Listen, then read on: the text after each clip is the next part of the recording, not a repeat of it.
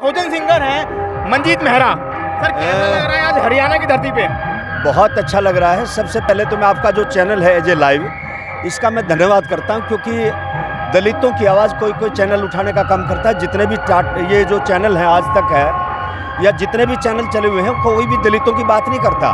लेकिन आप जैसे चैनल जो ना आगे बढ़ करके दलितों की आवाज़ उठाने का काम करते हैं, सबसे पहले तो मैं आपका धन्यवाद करता हूँ। दूसरा, आज बहुत अच्छा लग रहा है क्योंकि हरियाणा में पहली बार और हिसार की धरती पर इस देश के अंदर दलितों को जगाने वाले, पंजाब की धरती में पैदा हुए मानवर साहब श्री कांसीराम, उनका स्टैचू आज लगाया जाएगा, उनका उद्घाटन होगा, जिसका उद्घाटन करने के लिए बहुजन समाज पार्टी में सांसद जो हैं, फिलहाल राज्यसभा मेंबर हैं रामजी गौतम जी, वो आएंगे, उनका उद्घाटन करेंगे। और साथियों, आज आप लोगों के बीच में हम लोग भी आए हैं और आज नए गाने का उद्घाटन भी किया जाएगा। उस गाने की 2 लाइनें मैं आपको सुनाना चाहता हूँ। कि पशुओं जैसा जीवन था, आज बना दिए इंसान तने, और मरते दम तक ना भूलांगे साहब कांसीराम तने। हम मरते दम तक ना भूलांगे साहब कांसीराम तने।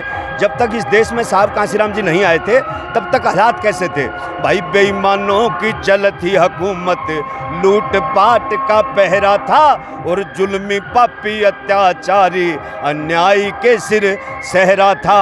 ये गुमनामी का जीवन था, ये गुमनामी का जीवन था, आज बना दी पहचान तने, और मरते दम तक ना भूलांगे साहब कांसीराम तने। हम मरते दम तक ना भूलांगे साहब कांसीराम तने। थे पाटे कपड़े फिडे लितर, अब स्टूडेंट सब बना दिए, और बाबा साहब को भूल रहे थे, आज घर घर फोटो लगा दिए। जो बीजेपी कांग्रेस भिन्न भिन्न पार्टियां जो आज बाबा साहब का फोटो लगाने का काम करती है, ये मानवर कांसीराम साहब ने 1985 में कहा था कि एक दिन ऐसा आएगा कि बाबा साहब के फोटो के बगैर किसी का कोई कार्यक्रम नहीं होगा। ये मंजीत मेहरा यूं कह रहा, ये मंजीत मेहरा यूं कह रहा है, बार बार प्रणाम तने, और मरते दम तक ना भूलांगे साहब कांसीराम तने। हम मरते दम तक ना भूलांगे साहब कांसीराम तने। और आपके चैनल के माध्यम से मैं अपने बहुजन समाज को एक अवश्य बात बताना जरूर चाहता हूं, क्योंकि इस देश के अंदर दलितों की बहुत सारी पार्टियां बनी हैं, लेकिन वो पार्टियां आपका भला नहीं कर सकती। वो दुकानदारी तो चला सकती है, वो पैसा तो कमा सकती हैं, लेकिन दलितों की अगर सही मायने में कोई लड़ाई लड़ रहा है तो बहुजन समाज पार्टी, मानवर कांसीराम की बनाई हुई पार्टी बहुजन समाज पार्टी, और दलितों का कोई भला कर सकता है तो बहन कुमारी मायावती आयरन लेडी इस देश के अंदर दलितों का भला कर सकती है। इसलिए साथियों से मेरी अपील है पूरे भारत के देश के लोगों से कि साथी भटके ना, टुकड़ों में ना बटे। इसलिए एक मंच पे हम सबको आना होगा। उसके लिए भी एक मंच पे इकट्ठा करने के लिए बहुजन समाज के लोगों के लिए एक नया गीत मैं कर रहा हूँ कि हम सबको एक मंच पे आना होगा रे, मेरे भीम का संविधान यूँ बचाना होगा। हरियाणा की धरती में वो बात है जो दिल्ली में नहीं है। ऐसा है, अभी तो लोग धीरे धीरे समझ रहे हैं, क्योंकि हमारे समाज में दलाल भी पैदा हो जाते हैं। बाबा साहब अम्बेडकर ने कहा था 21वीं सदी हमारी है, और 21वीं सदी जैसे ही हमारे लोगों को समझ में आने लगी तो बीजेपी के लोगों ने, कांग्रेस के लोगों ने अपने प्रोडक्ट उतार दिए। जैसे रिलायंस कंपनी ने अपना जियो प्रोडक्ट निकाला था, इसी तरह से बीजेपी कांग्रेस ने अपना प्रोडक्ट आम आदमी पार्टी निकाल दिया। तो इसलिए इन प्रोडक्टों से बचना होगा जो बाबा साहब का फोटो लगाने का काम करते हैं, लेकिन दलित समाज के साथ हमेशा अनदेखी करने का काम करते हैं। अब आम आदमी पार्टी की सरकार पंजाब के अंदर आई, और पंजाब के अंदर आते ही उन लोगों ने आरक्षण खत्म करने का काम किया। तो इसलिए साथियों मेरी अपील है कि दलितों की, बहुजन समाज की अगर कोई हितैषी पार्टी है तो बहुजन समाज पार्टी है। और इनकी पार्टी निकलती क्यों नहीं है?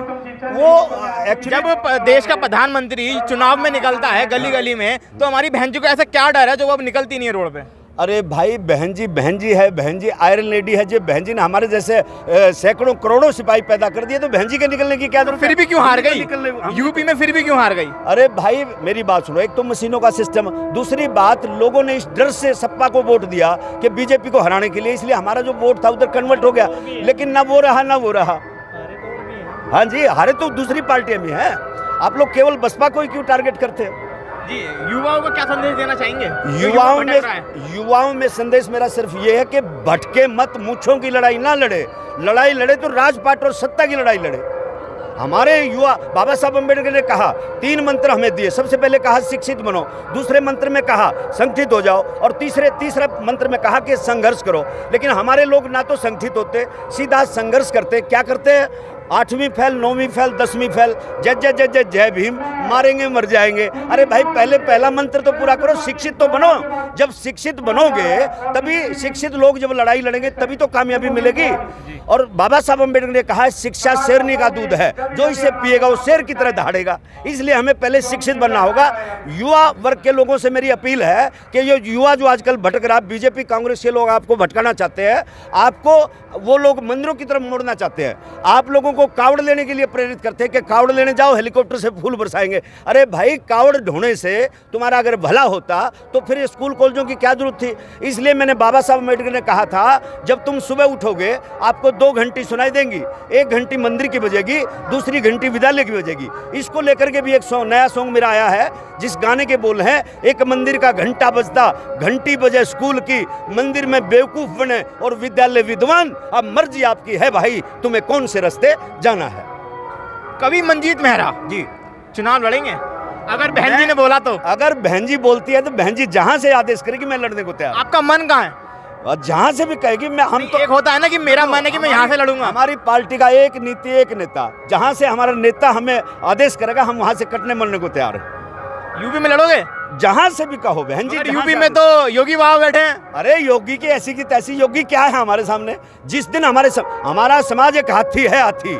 जिस दिन इस हाथी की ताकत का पता चल जाएगा ना बहुजन समाज को, जिस दिन इस बहुजन समाज को अपनी ताकत का अंदाजा हो जाएगा, वो जो मोड्डा है ना, मोड्डा उत्तराखंड से जहां से आया ना मठ से, उसको मठ में भेजने का काम करेंगे। जी, ये हरियाणा की आजकल दाद है और यहाँ पे बीएसपी की छान वान पे दिखाया जा रहा है और काशीराम जी की एक मूर्ति लगाई जा रही है, जिसके बदौलत आज उन्हीं के बदौलत हम लोग खड़े हैं। हाँ जी बिल्कुल खड़े। और हमने तो ये भी कहा है, एक मेरा सॉन्ग है जिसको लोग दूसरे देशों में भी सुनते हैं, हाँ, कोई शंकर कोई राम को पूजे, कोई भगत हनुमान। भाई सारे बोलो, सबको याद है ना? तो सुनाओ यार। कोई शंकर कोई राम को पूजे, कोई भगत हनुमान का, मैं बाबा साहब का फैन सू और फैन सू काशी राम का, बाबा साहब का फैन सू और फैन सू काशी राम का।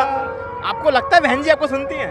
अरे बहन जी काफ़ी सुनती भाई, मैंने हजारों मंचों में बहन जी के साथ काम किया है और बहन जी एक मेरे गाने को बड़ा पसंद करती है। उनके सामने मेरे गाने लाइव भी चलते हैं, लाइव होते हैं, बहन जी काफ़ी सुनती है। बहन जी ने एक युवा नेता उतारा है, हाँ, आकाश आनंद। हाँ, उसके बारे में क्या कहेंगे? अरे आकाश आनंद हमारा हीरो है भाई। बहन जी ने, मगर लोग कहते हैं कि अभी उन्हें बोलना नहीं आता है, वो भी बालक है। अरे कोई माँ के पेट से कोई सीखता है क्या? धीरे धीरे सीख जाएगा भाई, धीरे धीरे हो जाएगा, ठीक हो जाएगा सब। पहले उन्हें सिखाना चाहिए था ना। लोग तो कांग्रेस के राहुल गांधी को भी पप्पू कहते हैं। लोगों का क्या भाई, लोग तो किसी को कुछ भी बोल देते हैं, लोगों का क्या है। लेकिन आनंद जी के ऊपर हमें पूरा विश्वास है। बहन जी जिसके ऊपर बागडोर देगी, अभी ये क्लियर नहीं है कि बागडोर आनंद ही संभालेगा, ये बहन जी के आदेश पे फॉलो करता है। बहन जी किसको आदेश करती है, बहन जी किसको पार्टी की बागडोर देती है, क्या आज भी आने का प्लान है उनका? अरे भाई बहन जी तो बहन जी है, बहन जी जाने आगे का क्या प्लान है उनका, हम थोड़े बता सकते हैं। बहन जी जिसको आदेश करेगी, जिसको कुर्सी पे लेके आएंगी, बहन जी जिसको हमारा नेता हमारे ऊपर घोषित कर देगी, हम उस नेता को अपना नेता मान लेंगे। हम तो बहन जी को अपना नेता मानते हैं। जी हाँ, ये बहन जी को नेता मानते हैं। आप किसे अपना नेता मानते हैं बताइए। और ये बहुजन समाज है, बीएसपी। देखते रहिए।